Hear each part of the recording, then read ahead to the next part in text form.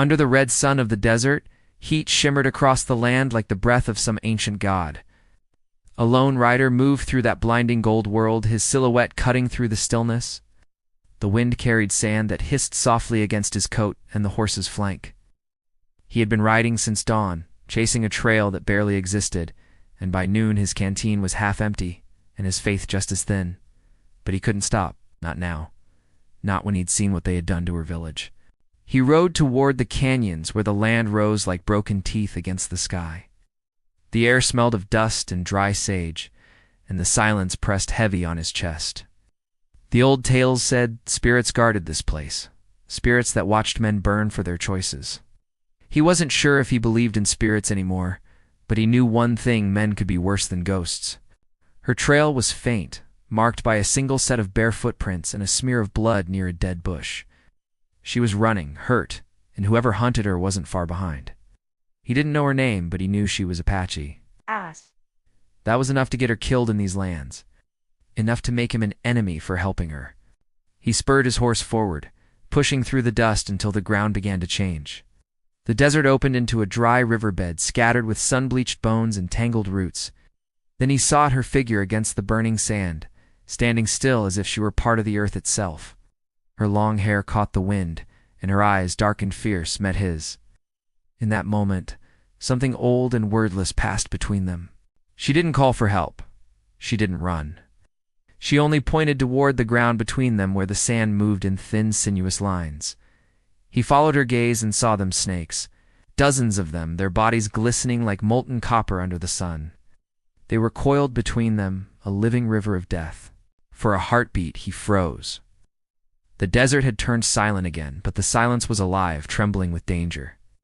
The horse snorted, uneasy hooves scraping the sand. One wrong move, and they'd both be gone. The woman lifted her hand, motioning him to stay still. Her movements were calm, measured. She had lived her whole life with these creatures. She knew their rhythm. But he didn't. The sweat on his neck turned cold despite the heat. Then she did something that made his breath catch. She stepped closer to the snakes. Slowly, carefully, she reached toward the ground and dropped something small, a bundle of herbs tied with rawhide. Smoke began to rise as the dry leaves caught the sun's heat. The snakes hissed, unsettled, their heads turning away from the bitter scent. That was when she spoke for the first time. "Should not have come here, Cowboy." Her voice was soft, but it carried like a blade through the still air. He didn't answer. There wasn't much to say. He was here because he couldn't stand the sight of her people being hunted. He was here because he owed a debt to the land and maybe to his own soul. She looked at him again, this time not with warning, but with something closer to sorrow.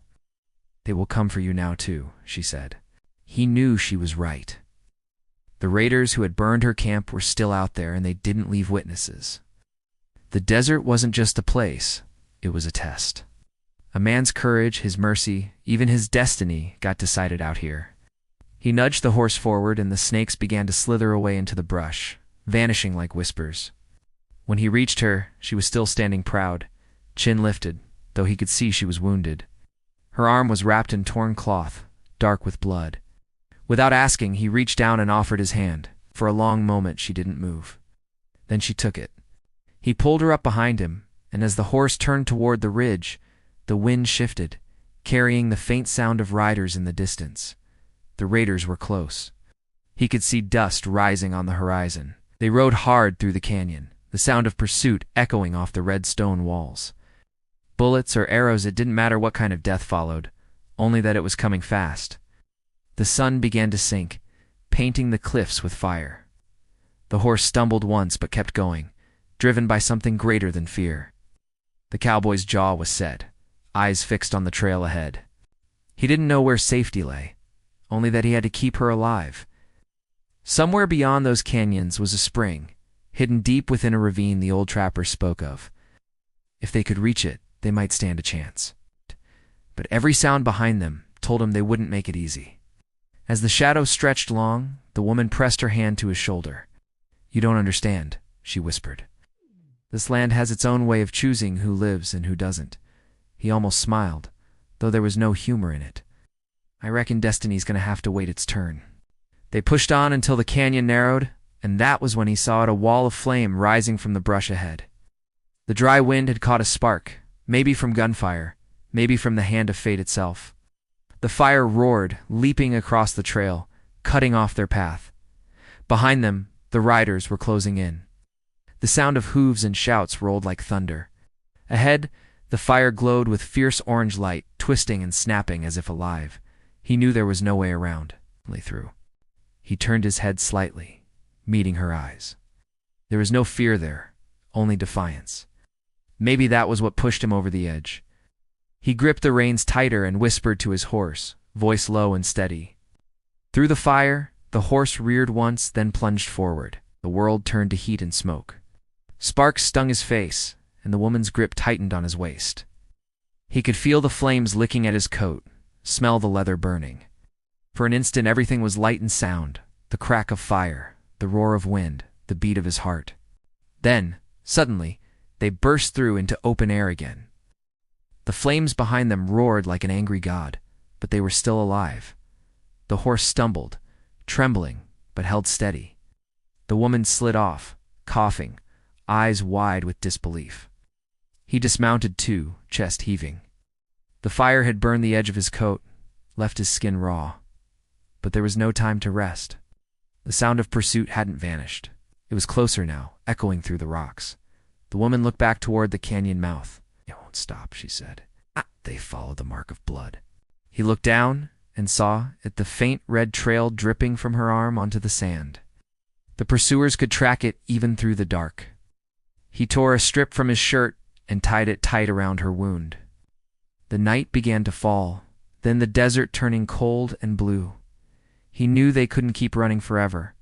But somewhere beyond the horizon, where the stars began to rise, he felt something stir, sensed that fate wasn't finished with them yet.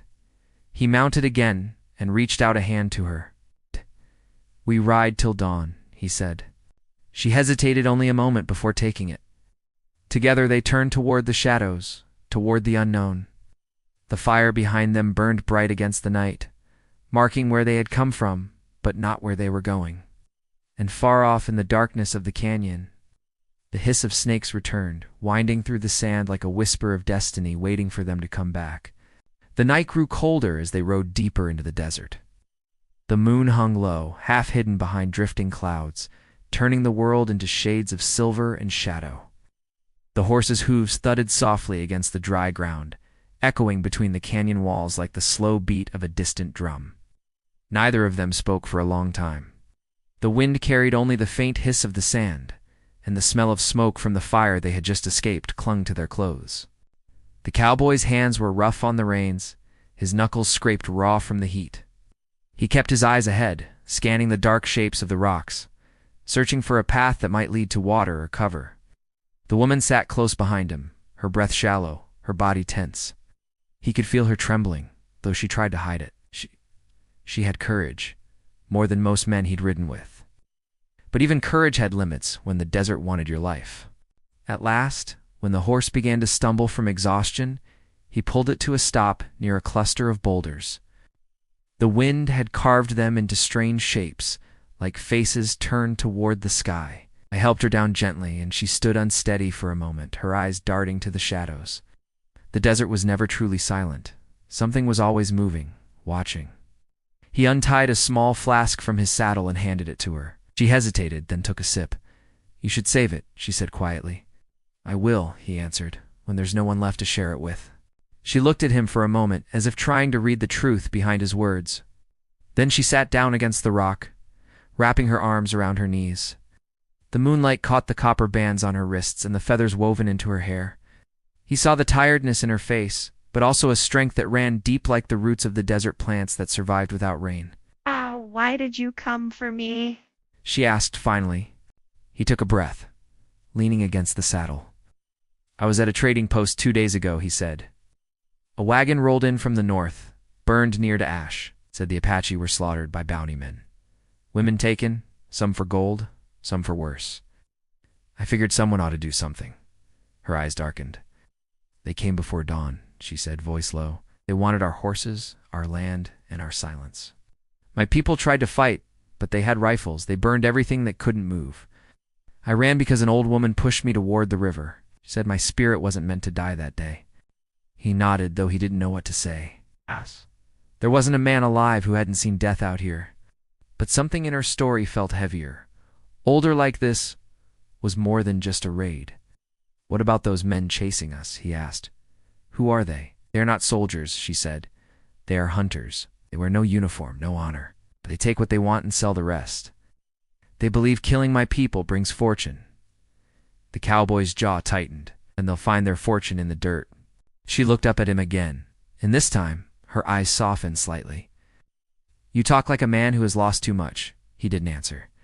Instead, he stirred the sand with his boot and stared at the horizon. I've seen too much, he said after a while. War, greed, lies dressed as justice. Sometimes I think the land itself remembers it all. Maybe that's why it looks so angry. The wind shifted then, bringing the faint sound of howls from somewhere beyond the hills. Coyotes maybe, or something else. The woman's head turned toward the sound, her expression sharpening. They are calling, she whispered. Coyotes? He asked. She shook her head slowly. Not coyotes, the old ones. My grandmother said they come before a test of spirit, so when they call, you must listen, or they take what you love. He didn't argue. Men who survived this land knew better than to mock its stories. He'd seen too many strange things to think the world was simple. He built a small fire using dried brush and a handful of twigs. The flames flickered weakly in the cold wind. She reached into the small pouch at her waist and sprinkled crushed leaves into the fire. A sharp, sweet smell filled the air, and the flames turned blue for a moment. What's that? He asked. A prayer, she said. So the desert knows we mean no harm. He watched the smoke twist into the sky, wondering if the land ever forgave anyone. He thought of his past of towns where he'd left behind debts and faces he'd never see again. He wasn't a saint, and he knew it. But something about this night felt different. Maybe saving her wasn't just about her. Maybe it was about him trying to save whatever good was left inside himself. When the fire burned low, she looked at him and said, There's something else you should know. He met her gaze. The snakes, she continued, they weren't there by chance. They were part of the warning. My people used to say the serpent guards the border between life and fate. When it crosses your path, it means the world is watching what you'll do next. He exhaled slowly. Then I hoped the world liked the show. But she didn't smile. If you pass the serpent's fire, it means destiny has taken notice. Nothing that happens after will be by accident. He didn't fully understand her words, but he could feel their weight. The air itself seemed to hold them, as if the desert was listening. They slept in turns that night. When his eyes closed, his dreams were filled with flashes of fire and water, of her face half lit by the moon, and of a shadow standing beyond the flames watching them both. By dawn, the wind had died, and the horizon glowed pale pink. He kicked dirt over the ashes and saddled the horse. She moved slower now, her wounds stiff from the cold, but she didn't complain. As they rode, the land began to change again. The canyons opened into wide plains dotted with dry shrubs and ancient rocks, carved with strange markings. She pointed to them as they passed. My people made those before the white men came, she said. They tell stories of battles fought long ago. Some say the same war never ended, just changed names. He looked at the carvings, circles, animals, spirals. What do they mean? She touched one of the symbols gently. They say every man has two fires inside him, one that burns to protect and one that burns to destroy. The land can see which one you feed. He thought about that as they rode on. Maybe that was the truth of it all. Men came west thinking they could tame the wilderness, but in the end, it was the wilderness that tamed them. They reached a dry ridge by midday. From there, they could see far into the distance, a faint trail winding toward the mountains. Beyond that lay the river, and if the stories were true, the hidden spring. But smoke rose from the horizon behind them, thin, dark, rising straight into the clear sky. They're still coming, he said quietly. She turned, eyes narrowing. Then the desert has made its choice.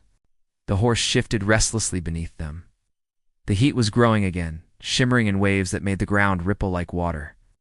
The cowboy felt the weight of the gun at his side, but he knew bullets weren't the only danger now. They moved on, slower this time, every sound around them amplified by the quiet. A buzzard circled overhead. The woman's gaze kept flicking to the sand. "Do you hear that?" she said suddenly. He stopped the horse, listening. At first there was nothing, then a faint rattling sound, distant but clear. His eyes swept the ground. Ow! The snakes were back, scattered across the path ahead, coiled and waiting. She looked up at him, her voice calm but steady. "It's not about them," she said.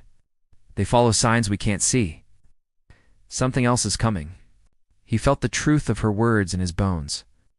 The air had changed again, thicker, heavier, like the pause before a storm. Oh. The desert was holding its breath. In the far distance, thunder rolled, though the sky was clear. He knew it wasn't thunder. It was horses. A lot of them, sound of death riding hard on their trail. He turned to her. "You still trust this land to choose?" Her eyes burned like the desert sun. "I trust what lives in it. The land remembers. And if it remembers pain, it also remembers mercy." He nodded once, gripping the reins tighter. The snake path, the fire, the hunters, they were all part of something larger now. Something neither of them fully understood. As the wind picked up again, and the sound of riders grew louder, he looked toward the mountains and whispered, "Then we ride toward whatever mercy is left." The woman said nothing, but her hand rested on his arm, steady and sure. And together they rode on, into the rising heat, where the desert waited with its secrets and the promise of destiny not yet written. The sun rose over the desert like a burning coin, flooding the world with a harsh light that made every shadow look like a threat. The cowboy and the Apache woman rode side by side, their silence carrying more weight than words. Behind them, the smoke from their pursuers had thinned, but not vanished. The desert gave them distance, but not safety.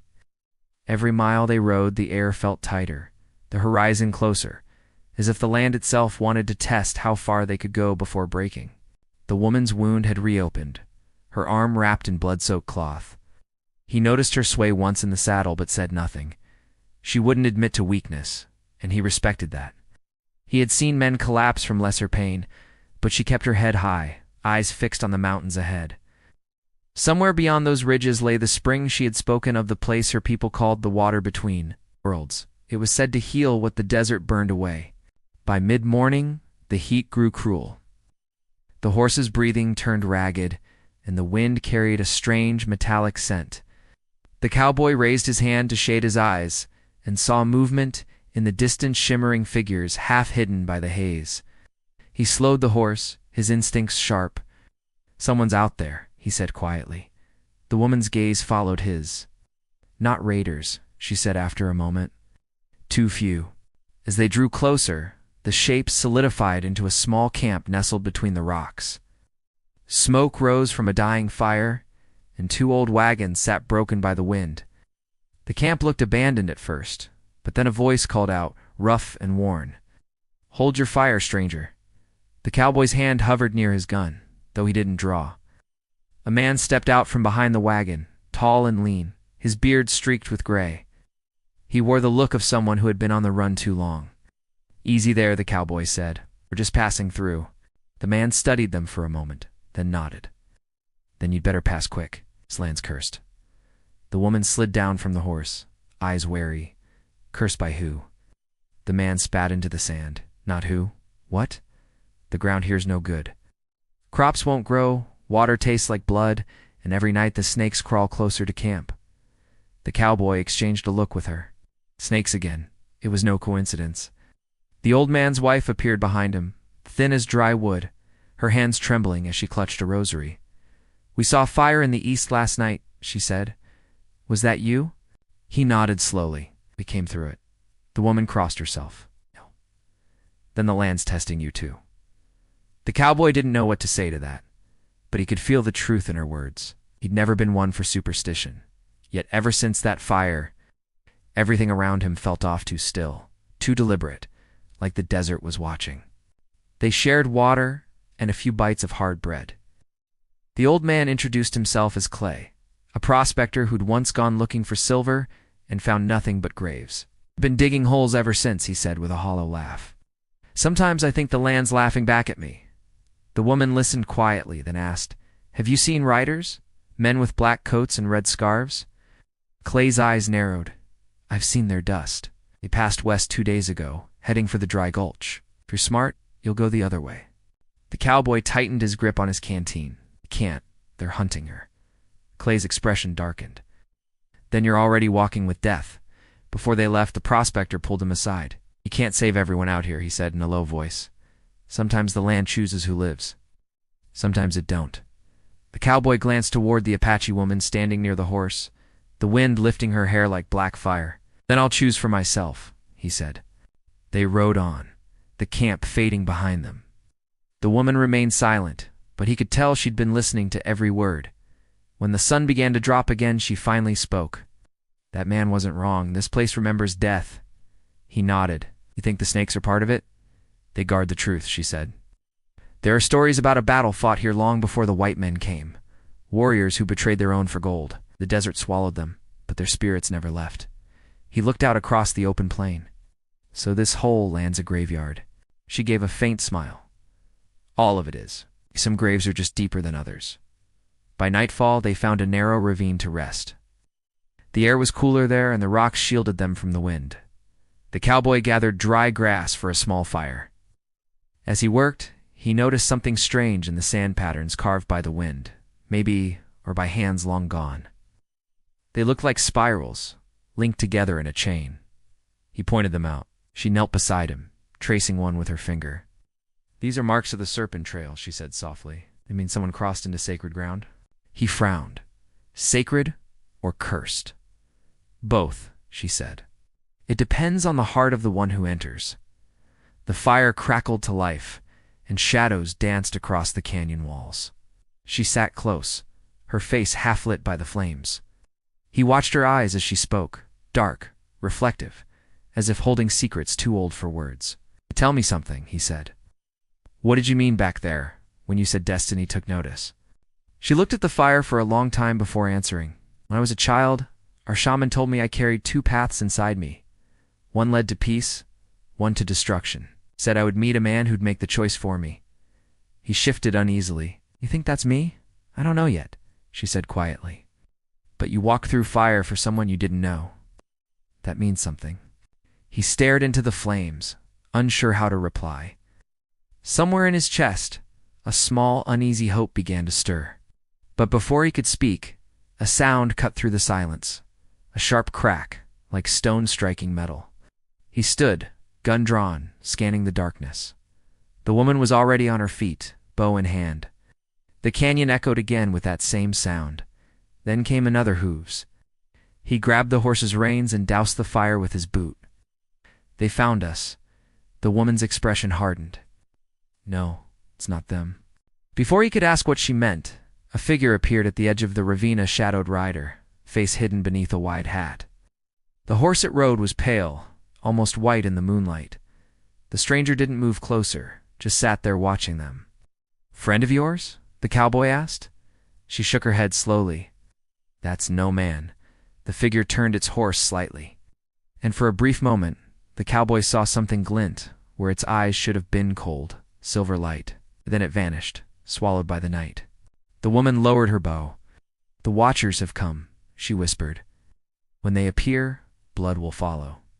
He didn't believe in ghosts, but he believed in danger. And whatever that thing was, it felt real enough.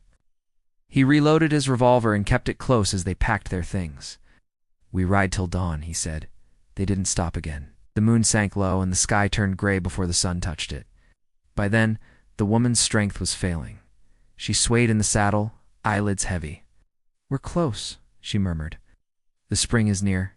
The cowboy scanned the land ahead, a stretch of flat ground that gave way to narrow cliffs and dry brush. Oh, there was no sign of water, only dust and bones. He was about to speak when a sharp hiss came from beneath the horse's hooves. He looked down. The ground was moving again. Snakes, hundreds of them, weaving across the sand in an unbroken line. The horse reared, panic in its eyes. He fought to steady it, pulling hard on the reins. The woman gripped his arm. Don't move, she said. They're not attacking. They're guiding. Guiding us where? She pointed ahead, where the snakes seemed to part, revealing a narrow passage between two cliffs. He hesitated, then urged the horse forward. The snake slithered aside, forming a living path through the canyon. As they rode, the air cooled, and he heard something faint, a trickle of water. At the end of the canyon, a pool shimmered in the half-light, surrounded by stones carved with the same spiral symbols. The woman slid from the horse and knelt beside it, her reflection trembling in the water. "Hey, this is it," she said softly. "The spring of fate." He dismounted, still uneasy. So what now? She looked up at him, her eyes calm but sad. "Now we see if destiny meant to save us, or bury us." Before he could respond, a gunshot cracked through the canyon. The bullet hit the water, sending ripples across its surface. From the shadows behind them came voices, the sound of boots, and the laughter of men who thought they had found their prey. The cowboy drew his gun, firelight flashing in his eyes. The woman rose beside him, bow drawn tight. The snakes were gone, the water still, the desert holding its breath once more. The fight they had outrun was finally here, and the land itself seemed ready to judge who would live to see another sunrise. The echo of that first gunshot rolled through the canyon like thunder, bouncing off the red stone walls until it felt like the whole desert was alive with sound. The cowboy ducked low, dragging the Apache woman behind a fallen rock. Dust rose around them, and the air smelled of gunpowder and blood waiting to be spilled. More shots followed, slamming into the stone just inches from where they crouched. The raiders had found them at last. The horse whinnied and tore free, galloping toward the open desert, the sound of its hooves fading fast. The woman reached for her bow, but he caught her wrist. "Don't waste your arrows yet," he whispered. "They're trying to flush us out." Her breath was steady, despite the danger. "There's no running from this," she said. "The land brought us here for a reason." He didn't answer, just checked his revolver, 5 bullets left. He'd been through shootouts before, but this felt different. The air had weight, like the desert itself was holding its breath to see what they'd do next. A voice called out from the rocks. "You can come out now, cowboy. We don't want you. We want her." The cowboy's jaw tightened. "That's not happening." The raiders laughed. "Ain't your choice. You're trespassing on cursed ground. Leave her, and maybe you walk away." He could see their shadows moving along the upper ridge. At least 6 men, maybe more. They had the high ground and enough ammunition to keep them pinned forever. He leaned closer to her. "You trust that spring?" She looked toward the pool, its surface calm and silver in the fading light. "It's sacred," she said softly, "but not safe. That makes 2 of us." He took a breath and rose just enough to fire a quick shot toward the ridge. The bullet sparked against stone, and a man cried out. The others opened fire in reply, bullets slicing through the air. He dropped back beside her as fragments of rock showered them. "They'll come down soon," he said. "They won't waste bullets forever." She pulled a knife from her belt, its blade engraved with markings that caught the firelight. "Then we'll meet them on our terms." The cowboy looked at her, the blood on her arm, the dirt on her skin, the fire in her eyes. She wasn't afraid of dying, and that scared him more than anything. They waited. The canyon grew darker as the sun dipped below the cliffs. Only the faint glow of the sacred pool remained, shimmering like a promise or a warning. Then came the sound of boots on gravel. The raiders were descending, slow and confident. The cowboy loaded his last bullets and nodded to her. "Stay behind me until I tell you otherwise." She shook her head. "The land didn't bring me here to hide." He almost smiled, though his heart was pounding hard enough to shake his ribs. "Then we'll fight together." The first raider appeared, a rough man with a scar running down his cheek. He spotted them and raised his rifle, but before he could shoot, the woman let her arrow fly. It hit him square in the chest. He fell backward, his scream cut short as he rolled down the slope. The others shouted and opened fire. The cowboy leaned from cover and fired twice.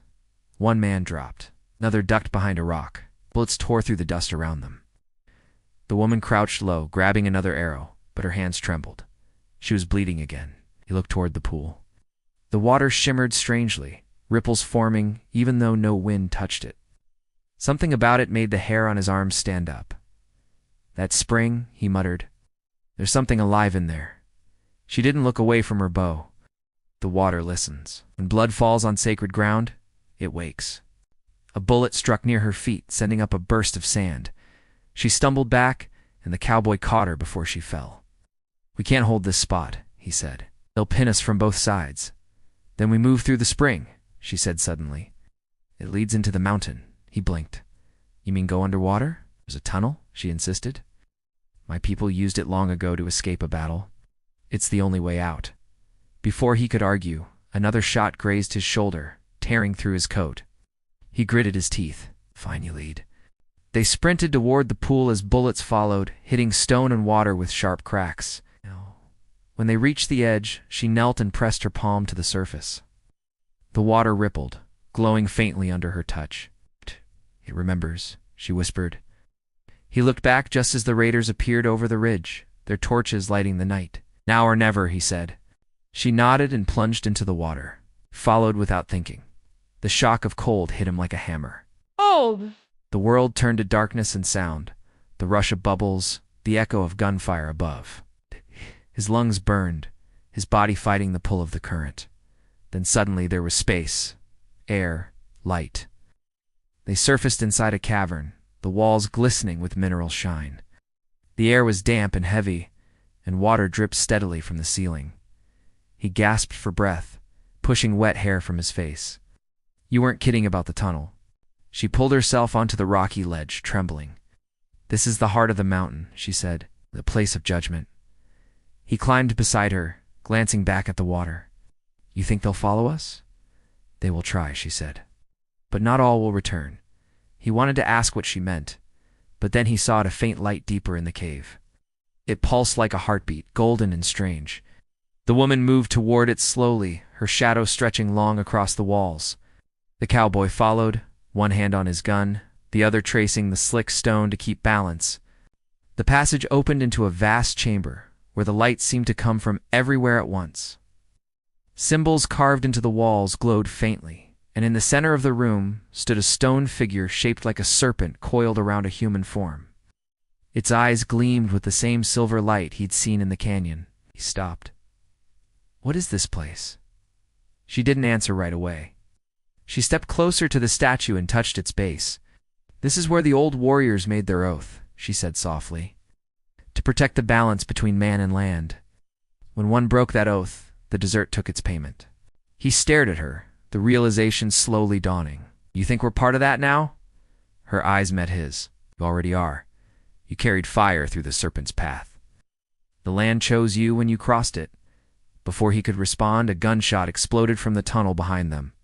The raiders had come through, their torches flickered, their laughter echoing in the cave. Oh, well. Now one of them sneered. Looks like the cowboy found himself a priestess. The cowboy pulled his revolver, though only one bullet remained. Stay behind me, he whispered. The lead raider stepped closer, torchlight glinting off his rifle barrel. You should have taken our offer, friend. No use dying for her kind. The cowboy fired. Now the shot hit the man square in the chest, dropping him instantly, but it was his last bullet. The others raised their guns. He braced himself, ready to fight with his hands if he had to, but before they could shoot, the ground began to shake.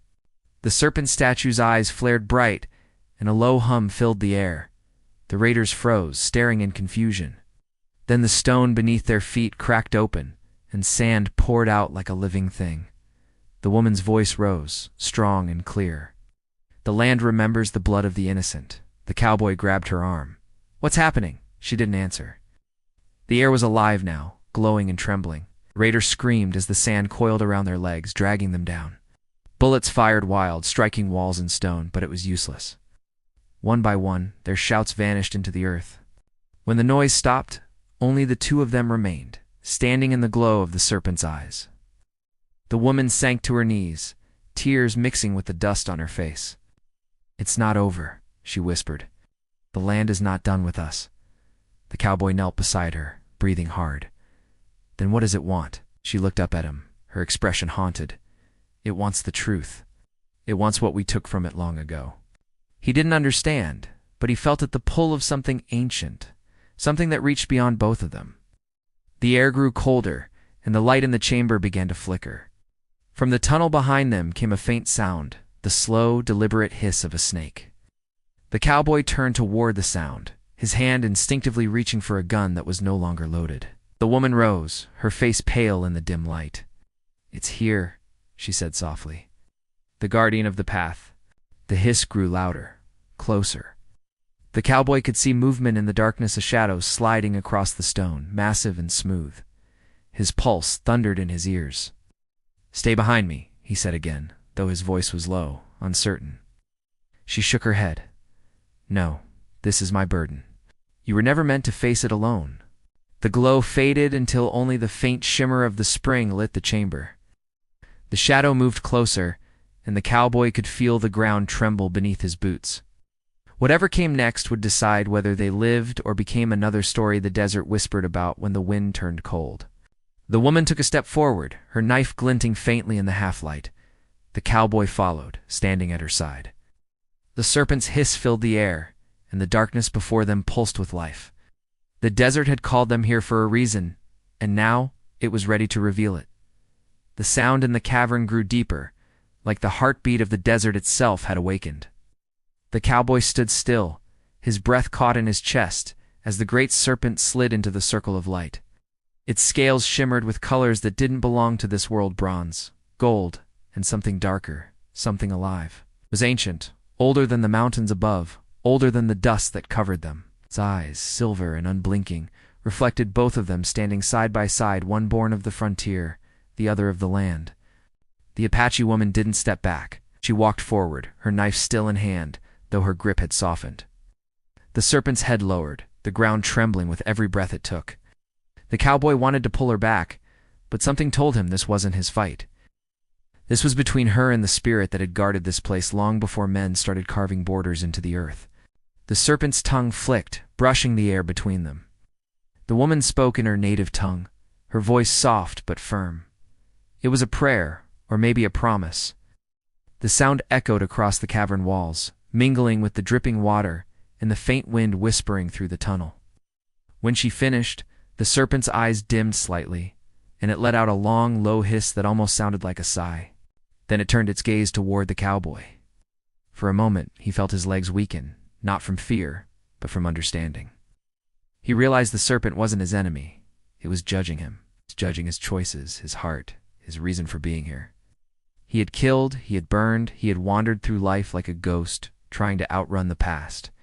And now, somehow, this creature seemed to see it all. The woman placed her hand on the serpent's snout. "He came through fire to save me," she said softly. "Carries no greed, no hate, only guilt." The serpent blinked slowly. The body began to shimmer, breaking apart into motes of light that rose toward the ceiling like embers carried on a wind. In moments, the creature was gone, leaving behind only silence and the soft glow of the spring. The air felt lighter, though the weight of what had happened still clung to them. The cowboy let out a breath he didn't know he'd been holding. "Is it over?" She turned to him, her expression calm but tired. "It's never over," she said. "The land remembers, but now it forgives." He looked around the chamber. The carvings on the walls had changed, where before they'd shown battles and suffering. Now they glowed faintly with images of peace rivers, trees, and figures standing hand in hand beneath the sun. The desert's heart had quieted. When they climbed out through the tunnel, dawn was breaking over the ridges. The fire-red light spread across the sky, chasing away the night. The cowboy helped her onto the horse, though she was weak from blood loss. The desert looked different, now still harsh, still endless, but alive in a way he hadn't seen before. They rode slow, the horse's hooves soft against the sand. Neither spoke for a while. The air carried the scent of sage and the faint sound of distant wind. Finally he asked, "Where will you go now?" She looked toward the horizon where the land met the light. "Home," she said simply. "What's left of it?" He nodded. "And me?" She smiled faintly. "The land will tell you that." By midday, they reached the edge of a small canyon where the spring stream surfaced again, trickling between stones. The woman knelt beside it, washing her wounded arm. The water shimmered like silver, and where her blood touched it, the color vanished as though the desert was drinking her pain. She whispered something he couldn't quite hear, then stood and faced him. "You have a good heart," she said, "but you still carry fire inside you. Someday you'll have to decide what to burn and what to save." He looked down, unsure how to answer. The truth was, she was right. He'd lived his life fighting ghosts of war, of men he couldn't save, of choices that broke him. But here, in this place, something had shifted. For the first time, he didn't feel like he was running. Before they parted, she took a feather from her hair and handed it to him.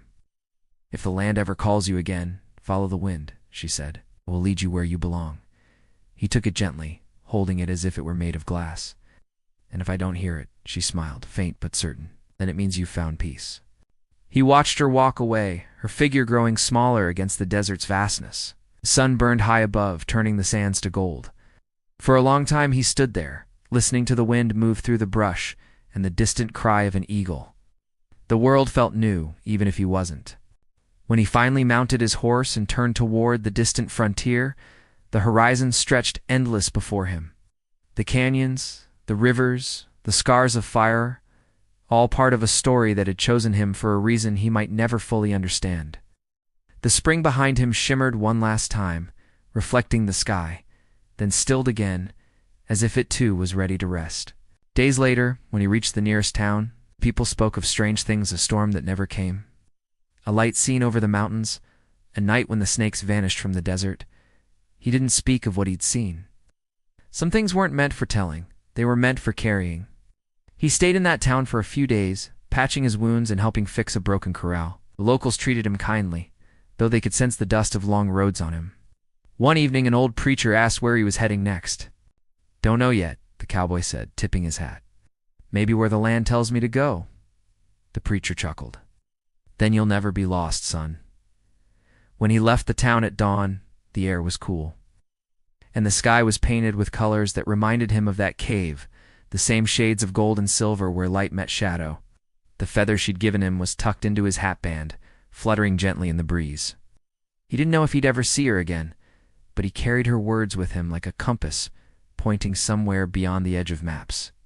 As he rode across the open plains, the sound of hooves echoed through the still air. He thought of the old prospector and his wife, of the raiders swallowed by the desert, of the serpent that had judged his heart. The land had taken and given in equal measure, and somehow he had survived both. The sun climbed higher, and with it came a strange peace. The wind was no longer cruel. It felt like a voice, quiet but certain, whispering that the past didn't have to chain him anymore. He had done something good in a world that had forgotten what that meant. Maybe that was enough. By the time the desert faded into rolling hills, he looked back one last time. In the far distance, the red cliffs glowed under the rising light, and for a heartbeat, he thought he saw her, there a lone figure standing proud against the wind, her hair lifting like fire. Then she was gone, part of the land again. He tipped his hat toward the horizon.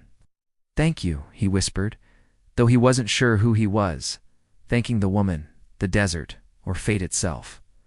The horse carried him forward, step by step, into a day that felt like it belonged to someone reborn. The air shimmered with heat, but it no longer burned. The land was quiet, but not empty. Somewhere behind him, the spring still flowed, the serpent still watched, and the desert still waited for the next soul brave enough to face its fire. And as the cowboy rode on into the light, the wind followed him, carrying the faint sound of her voice, a whisper that blended with the desert's song. It spoke of forgiveness, of survival, and of a truth he would carry for the rest of his days. "The land remembers," it said. "But sometimes, when a man rides through fire to do what's right, the land forgives too."